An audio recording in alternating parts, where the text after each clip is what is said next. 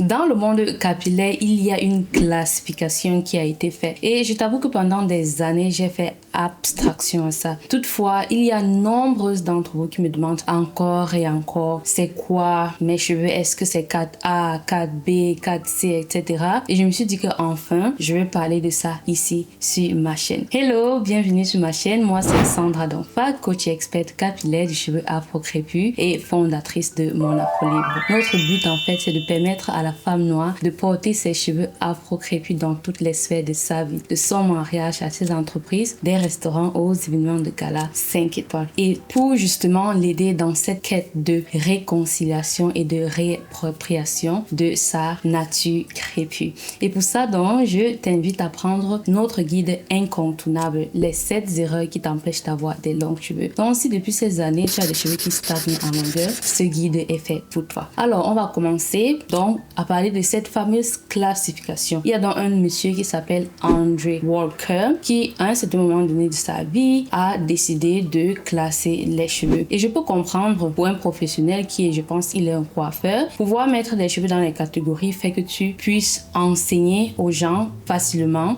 C'est un peu ça le système scolaire, c'est catégoriser les choses pour pouvoir dire que, ok, tu vois ce truc-ci là, non, le numéro tel, c'est pour pouvoir faire ça. C'est un peu ça l'idée derrière. Donc, je comprends son idée. Et aujourd'hui, donc, on va parler de cette fameuse classification. Alors, il a classifié les cheveux dans 4 catégories. La catégorie 1, la catégorie 2, et la catégorie 3 et la catégorie 4. Alors, dans chaque catégorie, on a encore plusieurs catégories. Et tous ces chiffres, c'est pour tout simplement dire que quand tu quittes de la catégorie 1 et que tu évolues, au fur et à mesure que tu es en train d'évoluer pour aller à la catégorie 4, plus les cheveux auront une texture. On va commencer à voir au fur et à mesure de l'évolution de 1 jusqu'à 4 un changement de texture dans le cheveu. Alors, dans la catégorie 1, ou encore on va dire le type de cheveux 1, tu as un A, un B, un C. Et comme je t'ai dit tout à l'heure, il faut savoir donc que 1 et A signifie celui qui est en avant, ça veut dire on est dans ce spectre où tu es pas bouclé, A plus bouclé. Donc quand tu es un A, c'est cheveux lisses. Un B, tu vois, on est toujours dans 1, donc on est toujours dans le lisse, mais B veut déjà dire que c'est pas aussi lisse que un A. Donc un B est moins lisse que un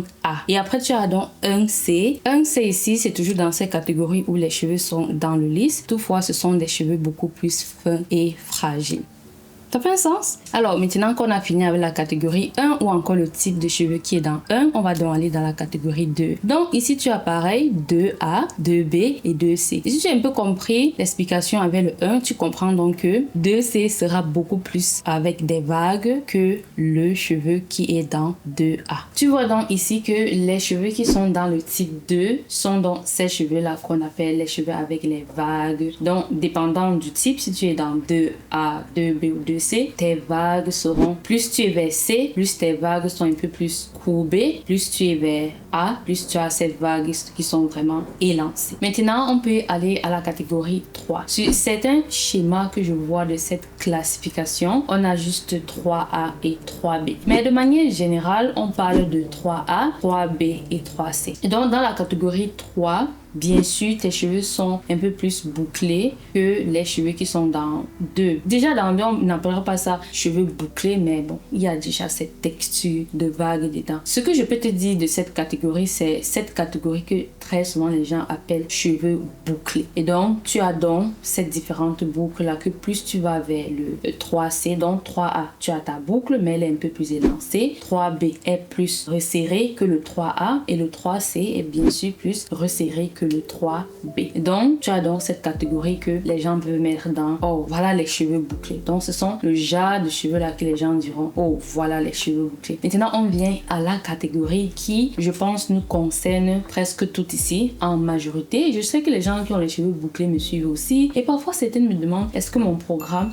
ira aux cheveux bouclés? Bien sûr, on parle de boucles ici maintenant. Bien sûr qu'il y a différents genres de boucles, mais au final, on parle de boucles. Donc, on parle dans la catégorie 4. Dans la catégorie 4, 4. Et comme je t'ai dit, la classification de ce monsieur, de ce que j'ai vu, ici, il parle de 4A et 4B. Donc, de manière générale, on parle de 4A, 4B et 4C. Tu as compris? Plus tu es dans le 4C, plus tes frisettes seront donc très resserrées. Et si tu vois la différence, en réalité, entre la texture 3 et 4, c'est le diamètre de cheveux. Ici, je vais te mettre le diamètre du cheveu qu'on appelle bouclé dans la catégorie 3. Et ici, tu auras le diamètre du cheveu dans la catégorie 4. Et tu vois en réalité que c'est parce que le diamètre du cheveu dans la catégorie 4 est plus petit que on appelle ça donc cheveux crépus. Et donc, ce sont les cheveux que quand tu dis j'ai des boucles, les gens disent non, tu n'as pas des boucles. C'est tout simplement parce que les boucles du cheveu 4 elles sont tellement petites et resserrées que les gens se disent non, ce ne sont pas les boucles. Si ce ne sont pas les boucles, c'est quoi? C'est un cheveu lisse, tu vas dire non. C'est un cheveu quoi? Ça a une texture, ça a une boucle. C'est juste que la boucle est très petite et très resserrée. Et comme tu as compris le jeu, 4A a un diamètre plus petit que les 3. Maintenant, la boucle est un peu élancée. 4B est moins élancée que le 4A. Et 4C, c'est celle qui a le plus petit diamètre et des boucles vraiment très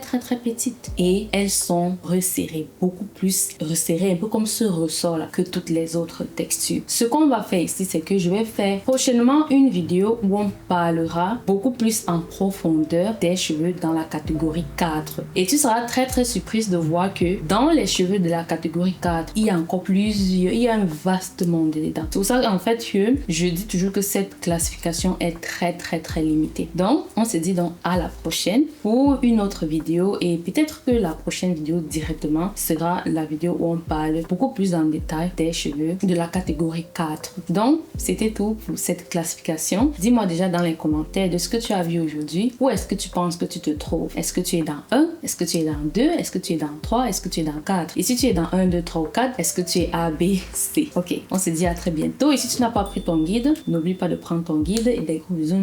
Tu vois, tout ça que si c'est pour toi. Bye bye.